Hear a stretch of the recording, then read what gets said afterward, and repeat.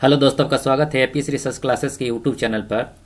बहुत दिनों से हम वीडियो नहीं बना पा रहे थे क्योंकि कुछ सब सिलेबस हम तैयार कर रहे थे आप लोगों के लिए, क्योंकि मैंने सोचा है कि क्लास 9 से लेकर क्लास 12 तक, क्लास 9 से लेकर क्लास 12 तक का जो एनसीईआरटी जो मैथ है, एनसीईआरटी का जो मैथ का क्वेश्चन है, मैथ्स का कंटेंट है, मैथ्स का जो सिलेबस है, इसको पूरे चीज़ को कवर कराया जाएगा। क्योंकि अभी तक पूरे यूट्यूब चैनल पर ऐसा कोई चैनल नहीं है जहाँ की पूरे एनसीईआरटी का सोल्यूशन मिल जाए। तो हमने सोचा है कि पूरे एनसीईआरटी के सोल्यूशन 9 से लेकर 12 तक हम करा दें। उसी में हम व्यस्त थे, इसलिए वीडियो नहीं मिल पा रहा था, लेकिन अब आप लोगों को वीडियो ज़रूर मिलेगा। तो यहाँ हम लोग क्लास 9 के सिलेबस का रिव्यू करेंगे, इसके कंटेंट का रिव्यू करेंगे, क्या क्या इसमें कंटेंट है। तो देखते हैं पहले क्लास 9th में क्या क्या पढ़ना है, क्लास 9th में कौन कौन सा चैप्टर है, क्या क्या चीज़ है इसमें। तो हम लोग पहले यहाँ पे मैथ्स के सिलेबस को देखेंगे, यहाँ पे मैथ्स के सिलेबस को कवर करेंगे कि मैथ्स के सिलेबस में क्या क्या है और उसके कंटेंट क्या क्या है। फिर चैप्टर वाइज आप लोगों को उसमें बताया जाएगा, फिर चैप्टर वाइज में क्वेश्चन वाइज बताया जाएगा, आप लोग को हर एक क्वेश्चन का सोल्यूशन दिया जाएगा इस चैनल पे। तो देखते हैं कि कंटेंट इसमें क्या क्या है, पहला चैप्टर क्या क्या है इसमें। पहला चैप्टर यहाँ पे है नंबर सिस्टम। नंबर सिस्टम को हिंदी में कहते हैं संख्या पद्धति। नंबर सिस्टम को हिंदी में क्या कहते हैं? नंबर सिस्टम को हिंदी में संख्या पद्धति कहते हैं, संख्या पद्धति। दूसरा चैप्टर है पॉलिनोमियल, यानी इसको बहुपद बोलते हैं। संख्या पद्धति में हम लोग को संख्या के बारे में पढ़ना होगा, जैसे कि प्रकृत संख्या, पूर्ण संख्या, पूर्णांक संख्या, परिमेय संख्या, अपरिमेय संख्या, जिसमें सबसे इंपॉर्टेंट होगा परिमेय संख्या और अपरिमेय संख्या। परिमेय संख्या जो p/q के रूप का होता है, q ≠ 0 होता है, ये परिमेय संख्या के बारे में और अपरिमेय संख्या के बारे में जरूर पढ़ना है। जैसे यहाँ पे पूछ देता है कि √2 क्या है, एक परिमेय संख्या है या अपरिमेय संख्या है, तो इसके बारे में पढ़ा जाएगा, ठीक है, संख्या पद्धति में। और दूसरा चैप्टर है बहुपद। बहुपद में गुणनखंड के बारे में पढ़ा जाएगा, भाग के बारे में पढ़ा जाएगा। जैसे एक क्वेश्चन हो गया, मान के चलिए ये कोई क्वेश्चन हो गया, इसका गुणनखंड निकालने के लिए दे दिया जाएगा, तो इसके बारे में बहुपद में पढ़ा जाएगा, ठीक है। तीसरा चैप्टर है हम लोग का यहाँ पे, तीसरा चैप्टर है कोऑर्डिनेट ज्योमेट्री, यानी इसको हिंदी में कहते हैं निर्देशांक ज्यामिति। निर्देशांक ज्यामिति, इसको हिंदी में क्या बोलते हैं? निर्देशांक ज्यामिति। हिंदी में निर्देशांक ज्यामिति बोलेंगे या नियामक ज्यामिति भी बोल सकते हैं, निर्देशांक या नियामक ज्यामिति। चौथा चैप्टर है लीनियर इक्वेशन इन 2 वेरिएबल, यानी 2 चर वाले रैखिक समीकरण, इसको हिंदी में बोलेंगे। हिंदी में क्या बोलेंगे? 2 चर वाले रैखिक समीकरण, 2 चर वाले रैखिक समीकरण। तो आप लोग हिंदी में भी याद रखिएगा और इंग्लिश में भी याद रखिएगा, क्योंकि कुछ कुछ ऐसे शब्द होते हैं जो कि इंग्लिश में आसानी से याद हो जाते हैं, हिंदी में याद करने में परेशानी होती है। इसलिए आप लोग कुछ हिंदी में याद रखिएगा, कुछ इंग्लिश में याद रखिएगा, संभव तो आप दोनों में याद रखिए, सही रहेगा। तीसरा चैप्टर है इंट्रोडक्शन टू यूक्लिड ज्योमेट्री, यानी यूक्लिड ज्यामिति का परिचय, यूक्लिड ज्यामिति का परिचय। पांचवा चैप्टर है यूक्लिड ज्यामिति का परिचय। तो यहाँ पे हम लोगों ने 5 चैप्टर देखा। नेक्स्ट चैप्टर देखते हैं। टोटल 15 चैप्टर पढ़ना है क्लास 9th में, हम लोग को टोटल 15 चैप्टर पढ़ना है। तो 15वें चैप्टर का रिव्यू देख लेते हैं कि 15 चैप्टर क्या क्या है, उसके नाम क्या क्या हैं, उसको कैसे पढ़ा जाएगा, आगे आगे वीडियो में देखेंगे। यहाँ केवल चैप्टर का रिव्यू करना है कि क्या क्या चैप्टर है यहाँ पे। तो छठा चैप्टर है यहाँ लाइन्स एंड एंगल्स, यानी इसको कहेंगे रेखा और कोण, रेखा और कोण, रेखा और कोण कहेंगे इस चैप्टर को। अगला चैप्टर है त्रिभुज। अगला चैप्टर क्या है? अगला चैप्टर त्रिभुज है, इसको ट्रायंगल्स कहते हैं। अगला चैप्टर है क्वाड्रिलेटरल्स, यानी चतुर्भुज, इसको कहेंगे चतुर्भुज। अगला चैप्टर चतुर्भुज है।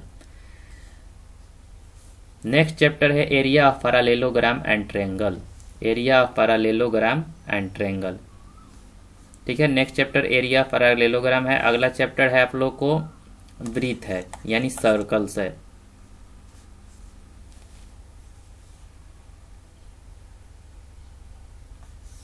नेक्स्ट चैप्टर देखते हैं, नेक्स्ट चैप्टर क्या है?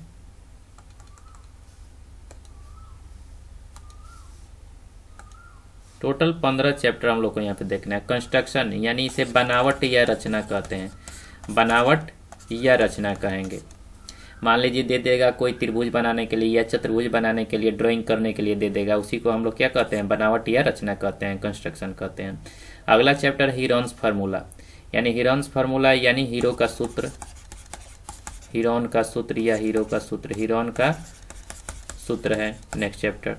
अगला चैप्टर है सरफेस एरिया एंड वॉल्यूम्स, यानी पृष्ठीय क्षेत्रफल और आयतन, पृष्ठीय क्षेत्रफल और आयतन इसको बोलेंगे, पृष्ठीय क्षेत्रफल और आयतन बोलेंगे 13वां चैप्टर को। 14वां चैप्टर है सांख्यिकी यानी स्टैटिस्टिक्स, सांख्यिकी बोलेंगे इस चैप्टर को, स्टैटिस्टिक्स को।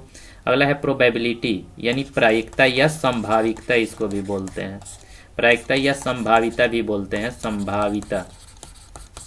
तो ये टोटल 15 चैप्टर पढ़ना है। इसमें सबसे इम्पोर्टेंट चैप्टर कौन कौन से हैं जो कि आगे क्लास में भी जरूरत पड़ेंगे, तो ये 15वां चैप्टर इम्पोर्टेंट है, 14वां चैप्टर भी इम्पोर्टेंट है और 13वां चैप्टर भी इम्पोर्टेंट है, क्योंकि इसको आगे भी पढ़ना है। बाकी भी चैप्टर को आगे पढ़ना है, लेकिन ये चैप्टर आगे वाले क्लास में अगर 9th क्लास में ढंग से पढ़ते हैं तो 10th में भी सहूलियत देगा इस चैप्टर से।